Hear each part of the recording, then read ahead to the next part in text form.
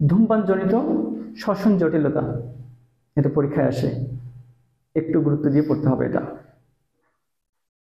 অনেকগুলো জটিলতা রয়েছে, আমরা একটা একটা করে পড়ব। প্রথম হচ্ছে এমফাইসিমা। এমফাইসিমাটা কি? ধূমপানের ফলে কি হয়? অ্যালভিওলাসের প্যাসেজটা কি হয়ে যায়? পাতলা হয়ে যায়। পাতলা হয়ে একটা সময় কি হয়? এটা ফেটে যায়। এই ঘটনাকে কি বলা হয়? এমফাইসিমা। তখন কি হয়? ফেটে গেলে শ্বসন অঞ্চল কি হয়? হ্রাস পায়। শ্বসন অঞ্চল হ্রাস পায় এবং ফুসফুসের স্থিতিস্থাপকতা কি হয়? হ্রাস পায়। ব্রঙ্কাইটিস, এই ব্রঙ্কাইটিস নাম তো আমরা সবাই শুনেছি, তাই না? এটা কি জিনিস ব্রঙ্কাইটিস? মানুষের ট্রাকিয়া, তারপর হচ্ছে ব্রঙ্কাস, এখানে কি থাকে? সিলিয়া থাকে বলেছিলাম, তাই না? কি থাকে? সিলিয়া থাকে। তো এই যারা ধূমপায়ী তাদের ক্ষেত্রে কি হয়? কার্বন মনোক্সাইড এটা ধূমপানের মাধ্যমে আসে।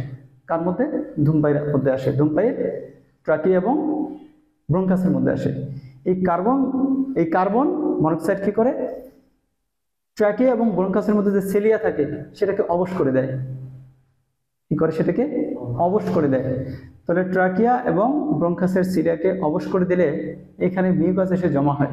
কি হয়? মিউকাস এসে জমা হয় এবং এখানে কি হয়? প্রদাহের সৃষ্টি হয়। এই ঘটনাকে বলা হয় ব্রঙ্কাইটিস। এরপর রয়েছে যক্ষ্মা। যারা ধূমপায়ী তাদের কিন্তু কি যক্ষ্মা সৃষ্টির অনুকূল পরিবেশ তৈরি হয়। যক্ষ্মা সৃষ্টির অনুকূল পরিবেশ তৈরি হয়। ফুসফুসের ক্যান্সার হতে পারে, কারণ এই যারা ধূমপায়ী তারা কি করে? বিভিন্ন ধরনের রাসায়নিক পদার্থ গ্রহণ করে ধূমপানের সাথে, তাই না? বিভিন্ন ধরনের রাসায়নিক পদার্থ গ্রহণ করে, যেমন নিকোটিন, এরকম অনেক রাসায়নিক পদার্থ গ্রহণ করে। এই রাসায়নিক পদার্থগুলোর মধ্যে ক্যান্সার সৃষ্টিকারী উপাদান থাকতে পারে। ক্যান্সার সৃষ্টিকারী উপাদান থাকতে পারে।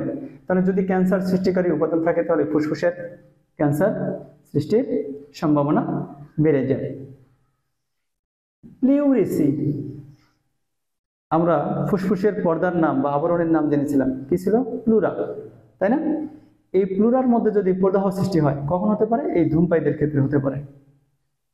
তাহলে ফুসফুসের যে পর্দা, এই পর্দার মধ্যে প্রদাহ সৃষ্টি হতে পারে। এই প্রদাহ সৃষ্টি হলে এই ঘটনাকে কি বলা হয়? প্লিউরেসি। প্লুরা থেকে প্লিউরেসি। এরপর আছে ফাইব্রোসিস। এটা কি জিনিস?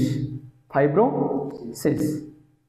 আমরা জানি অ্যালভিওলাসের যে প্রাচীর, এটা কি হয়? পাতলা থাকার কারণে সংকুচিত হতে পারে, প্রসারিত হতে পারে, তাই না? তো ধূমপানের ফলে ধীরে ধীরে কি হয়? এই অ্যালভিওলাসের যে প্রাচীর রয়েছে এটা পুরু হতে থাকে এবং শক্ত হতে থাকে। তাহলে পুরু এবং শক্ত হলে এটা কি হয়? ওই যে সংকোচন পোষণ ক্ষমতা যেটা, এটা কি হয়? হ্রাস পায়। সংকোচন পোষণ ক্ষমতা হ্রাস পায়। এটাকে বলা হচ্ছে ফাইব্রোসিস। শেষে রয়েছে হার্ট অ্যাটাক। যারা ধূমপান করে তাদের যে করোনারি ধমনী রয়েছে, এই করোনারি ধমনী আংশিক ব্লক হয়ে যায় কিংবা সম্পূর্ণ ব্লক হয়ে যেতে পারে। তাহলে যদি আংশিক ব্লক হয়ে যায় তাহলে করোনারি ধমনীতে কি? ধমনীতে রক্ত কম প্রবাহিত হবে, অর্থাৎ কি? অক্সিজেন কম প্রবাহিত হবে। তখন কি হবে? Heart failure. আর যদি পুরোপুরি বন্ধ হয়ে যায় তাহলে কি হতে পারে? Heart attack. তাহলে এই হচ্ছে ধূমপানজনিত শ্বসন জটিলতা।